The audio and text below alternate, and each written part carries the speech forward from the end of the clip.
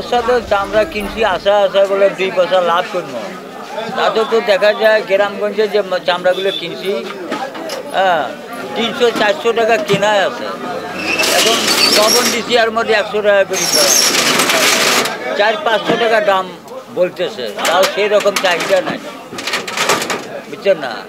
সরকারের যে রেট দিছে সে রেট আমরা পাইতেছি না। আমি ঘুরি চামড়া কিনছি 2 পয়সা লাভের আশায়, যে আনিয়ে বেচা বিক্রি করি লবণ টবণ দিয়ে, নিন জাগি রাত জাগি বলে 2 পয়সা ইনকাম করি, পোলাপান নিয়ে খাবো। হ্যাঁ, তো এখানে হাটে আসি, তো বসে আসি, দামি করতেছে না, কীভাবে চলবো আমরা? আমার তো কোনো বাঁচার কোনো পথ নেই মারা। এখন পর্যন্ত আমি তো 60 পিস নিয়ে এসেছি, ঠিক আছে, যেটা বাড়ি বাইরের যেগুলো আসার কথা ছিল তাকে এখন পর্যন্ত একটা মুখও দেখা যায়নি। তাহলে মালগুলো কিনবে কি? যারা স্থানীয়রা আছে কেউ কয় 400, কেউ কয় 500-600-র উপরে যাইতেইছে না। কেনাই যদি 600 থাকে, বেচবো কত? এই যে চামড়া কিনছি 500-600 করে, লবণ গেছে 100 টাকা করে। এই যে মনে করেন যে আমাদের বাজারে আসছি, বাজারে এসে 500 টাকা, 400 টাকা, 600 টাকা দাম করে। তা আমার তো চলার মতন কোনো বুদ্ধি নেই, আমরা আর কীভাবে চলবো? হ্যাঁ, এই যে মাল নিয়েছি, এই যে করোনা বাই করে, এই দোষ বাই করে, ও দোষ বাই করে, যেভাবে কিনি ওভাবে নেয় না। হ্যাঁ, আমাদের তো পুরো মার খাই যাচ্ছি আমরা। তাহলে এইভাবে মার খাইলে আমরা কীভাবে আমরা ব্যবসা বাণিজ্য করবো আর কীভাবে কিনবো? তা আমাদের দেখ বলার কিছু নাই, আর কিছু বেশি কিছু বলবো না। তা যাই আমরা এই চামড়াগুলো অনেক দুর্গতির মধ্যেই আছি নিয়ে আমরা কিনতে পারি না। সে জায়গা বর্তমানে এখানে ব্যাপারীরা বলতেছে 400 টাকা, 450 টাকা। হ্যাঁ, আমাদের 500-550 টাকা আমরা কিনছি, আবার লবণ খরচ।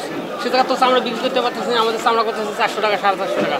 আবার বাড়ি নেই, যদি আমরা চামড়াটা ফেরত নিয়ে যাই আবার ডবল লবণ খরচ দিতে হচ্ছে। তাহলে আমাদের চামড়াগুলোর মধ্যে কত টাকা মনে করেন যে ব্যবসা থেকে আউট হয়ে যাচ্ছে। সব মশার বিরুদ্ধে সুরক্ষা দিতে এলো বসুন্ধরা এক্সট্রিম অ্যারোসল, মশার বিরুদ্ধে এক্সট্রিম সুরক্ষা। আমার দুঃখ হলো আমরা বড় অসহায় মানুষ, যেহেতু আমরা নিজের পুঁজি যা আছে ধার হাওলাত করে নিয়ে চামড়া কিনেছি, কিন্তু চামড়া হাটে নিয়ে এসে হাটে কোনো খরিদ্দার নাই। কিন্তু হাটে এই মালটা আমরা কাকে দেই? এবং জায়গায় যারা 2-4 জন কেনাকাটা করে তাদেরকে খুব খোসামত করে দিতেছি, কিন্তু তারা 800-র মাল খালি করতেছে 400। তারপরে চামড়া কি করবে? এটা খাওয়ার জিনিস নয়, বাধ্যতামূলক দিতে হইতেছে। এই মালগুলো কান্দ করে আবার দেশের মধ্যে ঘুরিয়ে নিয়ে যাওয়া সম্ভব নয়, বাধ্য হইতেছি লস স্বীকার করে চামড়াগুলো দেওয়ার জন্য, বা দিচ্ছিও। ভাই, আমাদের সরকারের যে রেট দিছে ওই মূল্যে আমরা মাল ক্রয় করছি, করার পর লবণজাত করছি, করার পর আজকে বাজারে মালের দাম নাই, আমাদের অনেক টাকা ক্ষতি হয়ে যাচ্ছে। আমরা তো এইভাবে করলে তো চলতে পারবো না। তাহলে শিল্পপতি যা জানাচ্ছে আমাদের মালের দাম হতো গুত্তু বাজার, কিন্তু এখন তো বাজারে কোনো মূল্যই নাই। আমরা যে দাম কিনছি 700-800 টাকা করে, এখানে মালের দাম 600-500, তাহলে আমাদের অনেক টাকা লস। এইভাবে হলে তো আমরা বাঁচবো না। আমি আসছি ঢাকা থেকে চামড়া কেনার জন্য, হাটে আসলাম, কিন্তু ব্যাপারীদের দাম চওড়া, আমাদের রেঞ্জে যাইতেছে না, আমাদের রেঞ্জ অনুযায়ী আমরা কিনতেছি, ঠিক আছে। আর সরকার যে রেটটা দিছে এটা অনেক বাড়তি রেট, এটার সাথে আমাদের সাথে কোনো মিল নেই। আমাদের এখানে চামড়ার আমদানি মানে চামড়া হয়েছে প্রায় 30,000-এর ওপরে, কিন্তু সেই তুলনায় মানে ক্রেতা মানে ট্যানারির মালিক যারা, সেই তুলনায় ক্রেতা আসেনি। আশানুরূপ সরকার নির্ধারিত যে বাজার সেটা চামড়ার ক্রেতারা পাচ্ছে না। ট্যানারির যারা প্রতিনিধি আসছেন বিভিন্ন ট্যানারির, তারা বলতেছে যে সরকার নির্ধারিত মূল্যে আমরা চামড়া কিনলে আমরা ক্ষতিগ্রস্ত হব।